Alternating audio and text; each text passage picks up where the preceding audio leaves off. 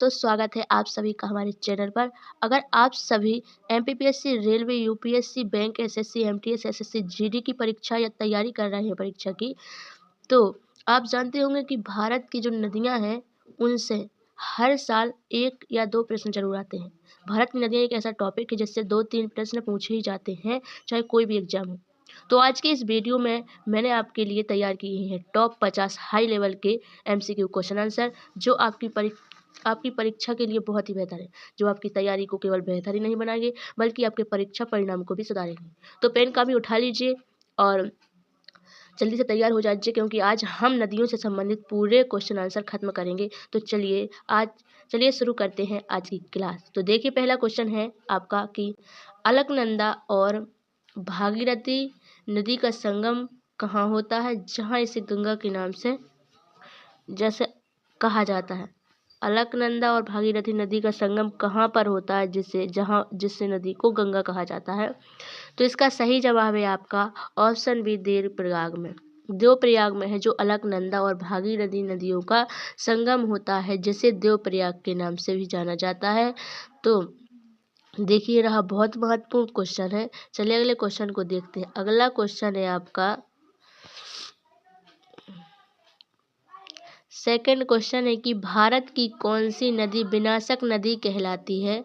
तो इसका क्या सही जवाब हो जाएगा, आप लोग भी आंसर को कमेंट करते चलिएगा ताकि आपकी भी तैयारी अच्छी हो सके, क्योंकि जो कोई भी आंसर को कमेंट करता है तो वो क्वेश्चन का आंसर कभी नहीं भूलता है। तो जल्दी जल्दी कमेंट करिएगा और लास्ट में बताइएगा कि आपके कितने आंसर सही हो गए हैं। तो भारत की कौन सी नदी विनाशक नदी कहलाती है, तो इसका सही जवाब हो जाएगा ऑप्शन बी, कोसी नदी। कोसी नदी को कौन से राज्य का शोक कहा जाता है, जल्दी से आंसर कमेंट करिएगा। अगला क्वेश्चन देख लेते हैं। आपका अगला क्वेश्चन है कि ब्रह्मपुत्र नदी को तिब्बत के नाम से जाना जाता है। ब्रह्मपुत्र नदी को तिब्बत में किस नाम से जाना जाता है? जब ब्रह्मपुत्र नदी निकलती है फिर तिब्बत में, उसको किस नाम से जाना जाता है? तो इसका सही जवाब है आपका सांगपो। आपका ऑप्शन बी बिल्कुल सही जवाब हो जाएगा। ब्रह्मपुत्र नदी को तिब्बत में सांगपो के नाम से जाना जाता है। चलिए आगे देख लेते हैं। अगला क्वेश्चन है चौथा, सिंधु नदी का उद्गम स्थल क्या है? सिंधु नदी का जो उद्गम स्थल है वो कहाँ से होता है? हमारी सिंधु नदी है जो भारत की 5 नदियों की सहायक नदी है, जिसको सिंधु नदी की 5 सहायक नदियां हैं, झेलम, चिनाब, रावी, सतलज, ब्यास, जिसमें से चिनाब है जो सिंधु नदी की सबसे बड़ी सहायक नदी मानी जाती है। तो इसका करेक्ट जवाब क्या होगा, जल्दी से कमेंट कीजिए। इसका सही जवाब हो जाएगा ऑप्शन ए, मानसरोवर झील। सिंधु नदी का उद्गम होता है मानसरोवर झील से। आपका 5 क्वेश्चन है कि प्रायद्वीपीय भारत की सबसे लंबी नदी कौन सी है? तो प्रायद्वीपीय भारत की सबसे लंबी नदी यानी कि दक्षिण भारत की सबसे लंबी नदी कौन सी है, उसी को प्रायद्वीपीय भारत कहा जाता है। तो प्रायद्वीपीय भारत की सबसे लंबी नदी है गोदावरी। आपका ऑप्शन सी बिल्कुल करेक्ट जवाब हो जाएगा। देखिए, गोदावरी है जो नदी है ना, इसको दक्षिण की वृद्ध गंगा के नाम से भी जाना जाता है, क्योंकि एमपीपीएससी या यूपीएससी के कुछ पेपर ऐसे हैं, एग्जाम ऐसे हैं कि इनमें से यही क्वेश्चन डायरेक्टली पूछे जाते हैं। और ऐसे नहीं है कि इनसे क्वेश्चन ना ही आए, लेकिन नदियों से संबंधित 4-5 क्वेश्चन पक्के आ जाते हैं। तो पक्का कर लीजिए आज के इस वीडियो में अपने नंबर। कौन सी नदी ऐश्वर्य या ज्वारनद मुख बनाती है? तो इसका सही जवाब हो जाएगा कौन सी नदी ऐश्वर्य व ज्वारनद मुख बनाती है? तो इसका सही जवाब है मांडवी। नो सॉरी, गलती से हमने मांडवी लगा दिया, लेकिन इसका सही जवाब हो जाएगा उपरोक्त सभी। देखिए, नर्मदा, ताप्ती, मांडवी, ये तीनों नदियां हैं जो ज्वारनद मुख का निर्माण करती हैं। क्या करती हैं? ज्वारनद मुख का निर्माण करती हैं। 7वां क्वेश्चन है आपका, क्षिप्रा किसकी सहायक नदी है?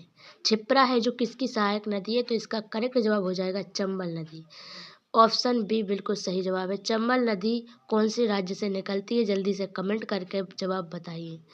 आपका 8वां क्वेश्चन है, दक्षिण भारत की गंगा किस नदी को कहा जाता है? तो दक्षिण भारत की गंगा कावेरी नदी को कहा जाता है।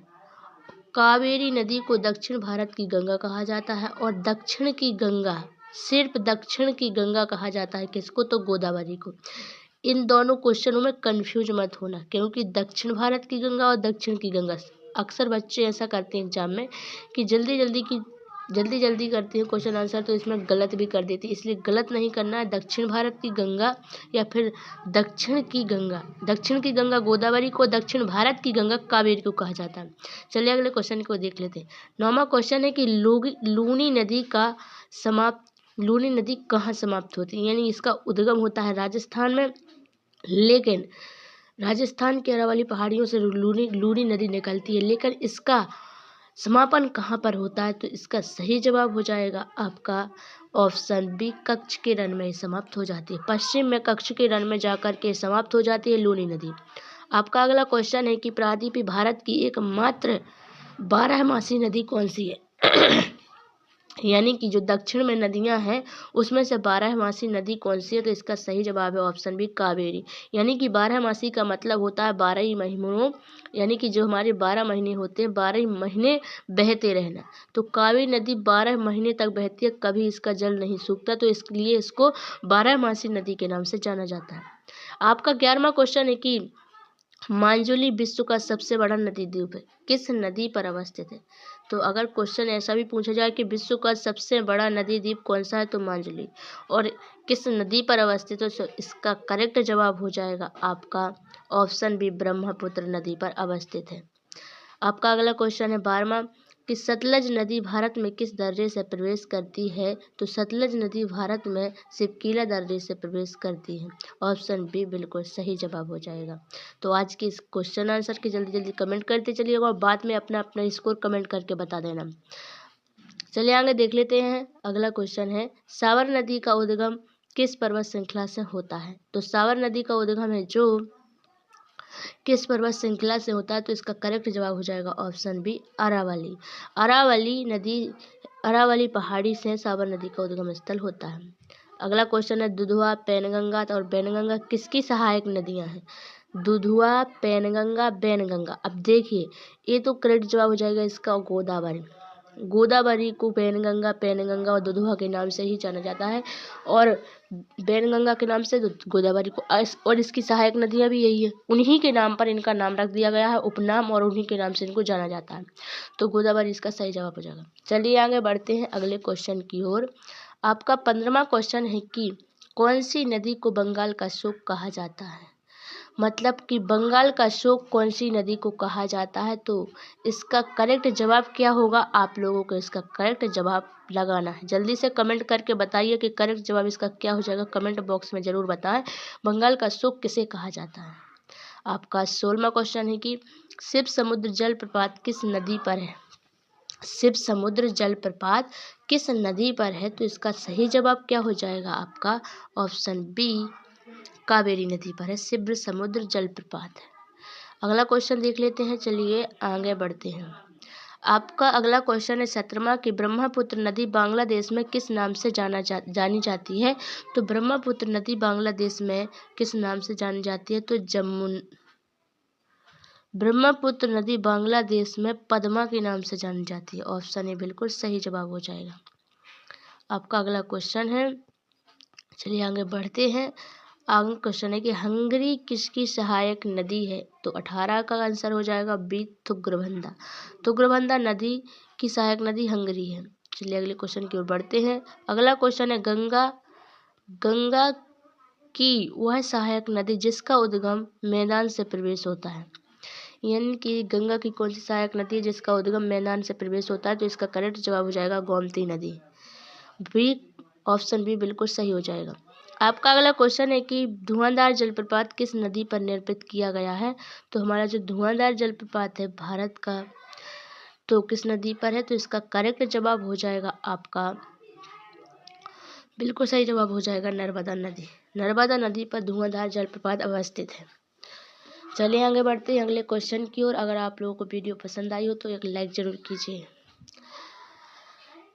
21वां क्वेश्चन है कि तुलबुल परियोजना किस नदी पर बनाई गई है, तो तुलबुल परियोजना है जो भारत की झेलम नदी है, जो सिंधु की एकमात्र सहायक नदी है, तो उस पर तुलबुल परियोजना बनाई गई है। बहुत महत्वपूर्ण क्वेश्चन है। जो क्वेश्चन है ना ये बहुत ही, इसके बाद जो क्वेश्चन आने वाला है ना वो क्वेश्चन पेपर के लिए बहुत महत्वपूर्ण है, तो उसको याद जरूर कर लेना।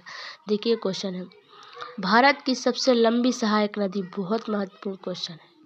भारत की सबसे लंबी सहायक नदी कौन सी है? तो इसका सही जवाब हो जाएगा ऑप्शन बी, यमुना।